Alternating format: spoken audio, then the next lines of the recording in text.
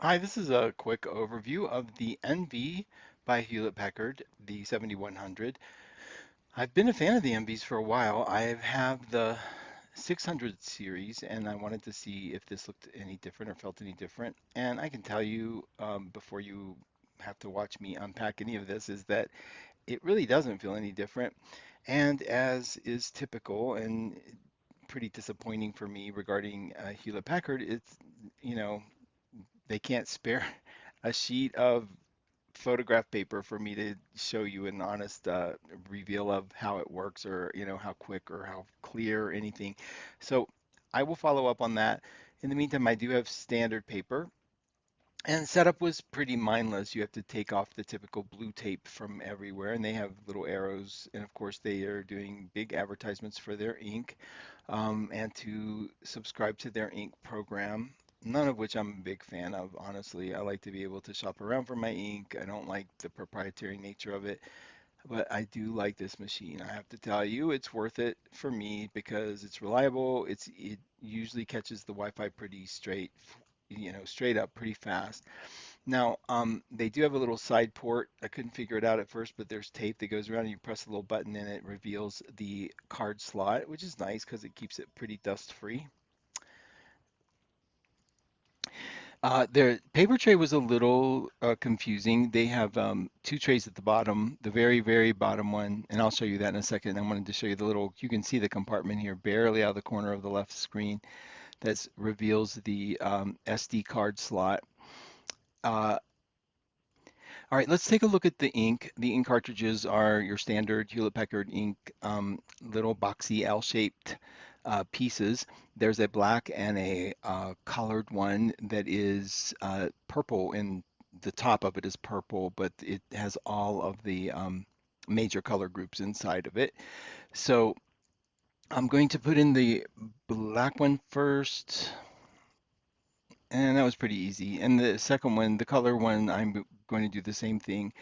You just drop it in, goes all the way to the bottom, pull off your protective tape, of course, and then just like that, you want that um, circuitry to go against the deeper part of the machine. You press in, you just drop it down and press in, and it clicks on. Now,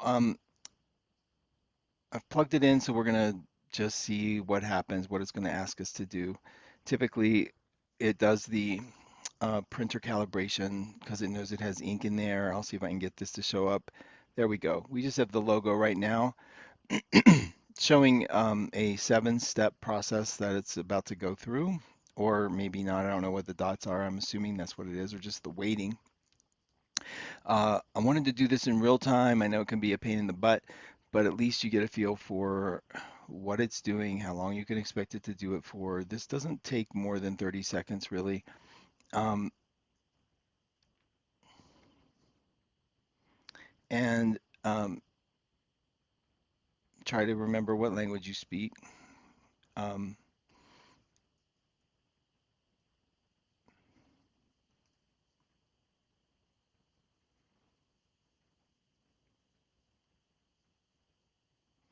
so now it's telling you to load the paper. So this was another thing. I opened up the tray and it does get um, a little confusing. You can figure it out. It's not a big deal. The uh, good old dry regular paper goes on the bottom.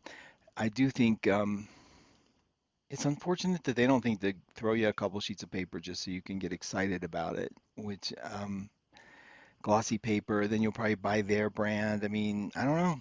Just it's one of those things that maybe it's just too expensive, or somebody in marketing said, let them use any paper. We don't make any money on paper or something, but whatever it is, you'd think they'd give us a little to do. So I can't show you that, but I will attempt to get that to you later. Um, I do remember to take the camera down and show you the what I'm trying to do with it, or what it looks like. There we go. And there, come on. That's the very bottom one, and you'll see the dimensions are there. And you have to separate those two gray guides, and then you just slide your paper in there. Now that paper is going to come out of the top of what I just pulled out. So there's a tray in there that's kind of hard to get. So I had to close it and open it back up, and there it is. So now that must be for the photographic paper. So I did put in my normal paper here, and it's very receptive. Now it does know when you've got paper in it, it does know um, what's wrong. It seems to know what's wrong when something's wrong. I'm doing this one-handed, so I apologize. There we go.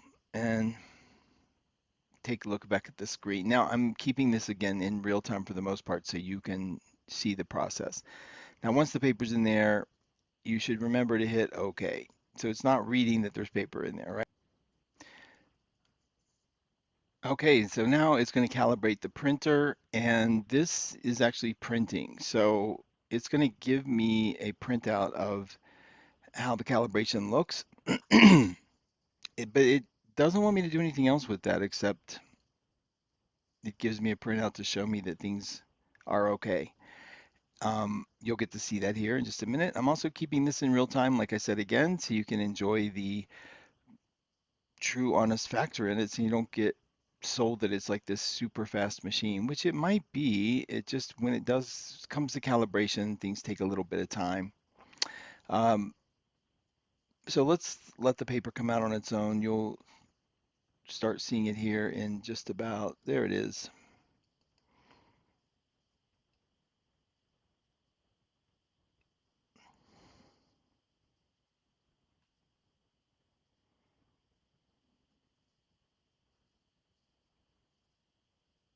Okay, I think you get a feel for how fast or slow it's doing the calibration. And in case you doubted your choice to wait and let it calibrate, you get a rewarding statement here that you're now calibrated for the best possible.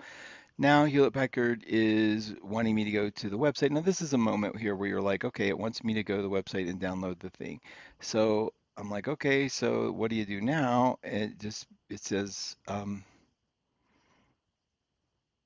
there's only one option. It's to visit the site, and then it goes advanced setup. And so you're like, well, do I want to do advanced setup? And sorry for not realizing that I whited it. It was so bright. Visit the website to get the app for your smartphone. And you're like, okay, now what do I do? You try to go back and it just says that again. Nothing takes me back home. So you're sort of stuck in this loop. That's kind of weird. So you go more info, then you have to go to advanced setup. And you can say wireless or connect later. I'm going to do wireless. And what I wanted to do was connect with the wireless WPS. Now I'll save you some time on watching this. It wouldn't connect with the WPS. So I ended up having to put in my password. So now I'm going to forward fast the motion so you don't get totally burnt. This is me waiting for the WPS to connect, and it really doesn't do this. And this is 8 times the speed, so I waited about 5 or 10 minutes. Now was able to do the password, and that process was a lot easier. So now I'm connected by password to the router, and